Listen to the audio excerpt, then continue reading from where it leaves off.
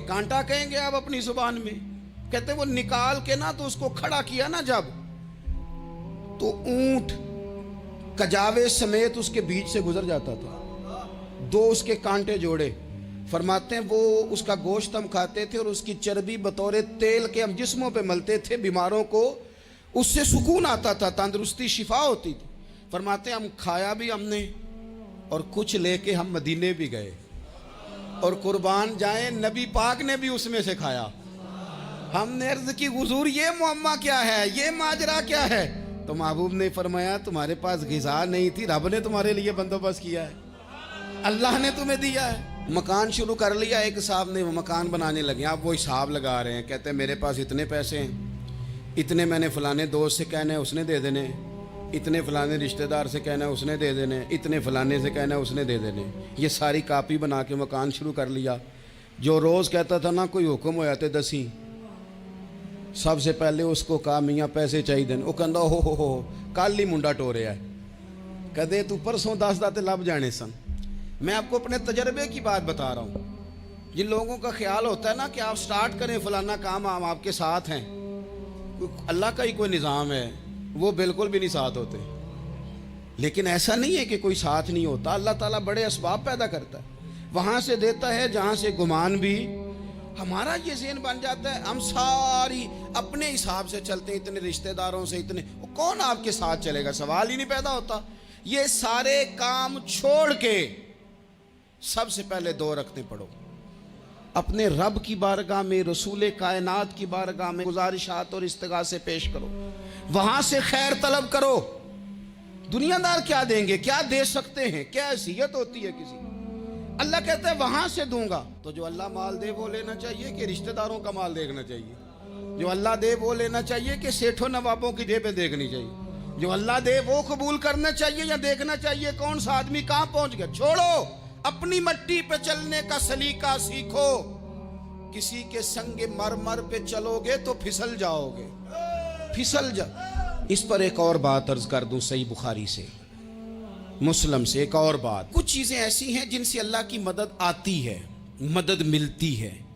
एक चीज उनमें से ऐसी है जिससे बहुत मदद नाज़िल होती है, वो है कि जब रब आपको दे ना तो फिर आप भी उसके रास्ते में दें, फिर मदद आती है, फिर और आता है। बुखारी मुस्लिम में हदीस है, ये ज्यादा ही तवज्जो तलब अमर है, इस पर आप गौर करेंगे। हजरत अबू हुरैरा फरमाते हैं कि नबी पाक अलैहिस्सलाम ने फरमाया एक शख्स ने बादलों के अंदर से आवाज़ सुनी कि फलां आदमी का खेत और बाग खुश्क हो गया है, वहाँ बरसो और उसके खेत को सैराब करो। वो बड़ा हैरान हुआ कि बादल से आवाज़ आ रही। फिर उसने देखा कि एक पहाड़ी पर बारिश हुई, वो बादल वहाँ बरसा, फिर नालियों से होता हुआ पानी एक तरफ चला। तो जिसने आवाज़ सुनी थी, हुजूर बयान कर रहे हैं, वो भी पीछे पीछे चला कि पानी किधर जा रहा है। उसने जाके देखा कि एक मकाम पे एक बाग को वो पानी लग रहा है और एक आदमी वो पानी लगा रहा है। उसने उससे पूछा तेरा नाम क्या है? उसने कहा क्यों? कहने लगा बता ना। उसने नाम बताया तो कहने लगा यही तो वो नाम है जो मैंने बादलों के अंदर से सुना है कि फलां के खेत को पानी दे दो। उसने कहा यार तू क्या अमल करता है कि स्पेशल तेरे लिए बारिश बरसे? ये बुखारी पढ़ रहा हूं, सियासता से हदीस अर्ज कर रहा हूं। उससे पूछा तू क्या काम करता है कि जनाब अल्लाह तबारक व तआला का हुक्म करम आया कि खास तेरे लिए पानी बरसे और तेरे खेत को सैराब करे? तो उसने कहा छोटा जिम्मेदार हूं, पर जब फसल उगती है तो 3 हिस्से करता हूं। एक हिस्सा अपने बाल बच्चों पे, बहन भाइयों पे खर्च करता हूं, एक हिस्सा पूरा, और एक हिस्सा दोबारा काश्तकारी पे लगाता हूं, और तीसरा हिस्सा खालिस मैंने मिस्कीनों, यतीमों और गरीबों के लिए रखा हुआ है। वो जो तीसरा हिस्सा, अल्लाह करे आप समझे, वो रब के बंदों पे तीसरा हिस्सा खर्च करता है ना, तो करीम मालिक ने फरमाया जहाँ से गरीब का हिस्सा जाता है वो खेत खुश्क नहीं रहना चाहिए। वो जहाँ से मिस्कीन रोटी खाते हैं वो खुश्क ना रहे। जहाँ से यतीमों को कुछ आता है कहीं उसकी फसल रह ना जाए। मैं और आप भी अगर अपने माल में मिस्कीनों, यतीमों, गरीबों के हिस्से रख लेंगे तो फसलें खुश्क नहीं रहेंगी, उनके अंदर ताजगी आएगी, नूर आएगा, करम आएगा, खास कर खुदा की रहमत बरसेगी।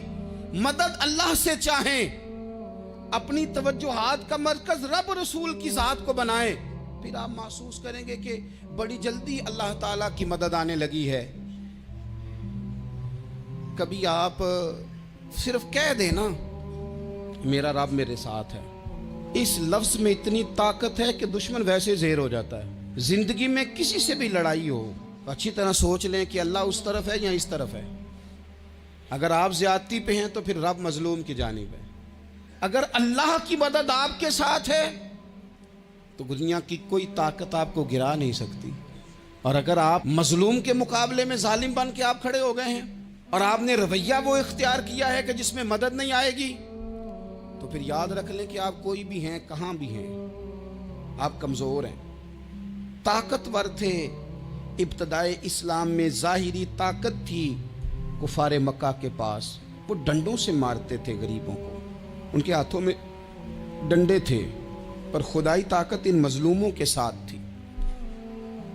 صاحب زرقانی نے لکھا ہے حضرت زنیرہ رضی اللہ تعالیٰ عنہ ایک لونڈی ہیں, غریب ہیں, ماڑے دا کی کام محمد ناس جانا یا رونا, غریب سادی بی بی اور لونڈی کنیزہ, ایک مشرک کی کنیزہ تھی, انہوں نے کلمہ پڑھ لیا. وہ ڈنڈوں سے مارتا, دروں سے مارتا, تکلیف دیتا.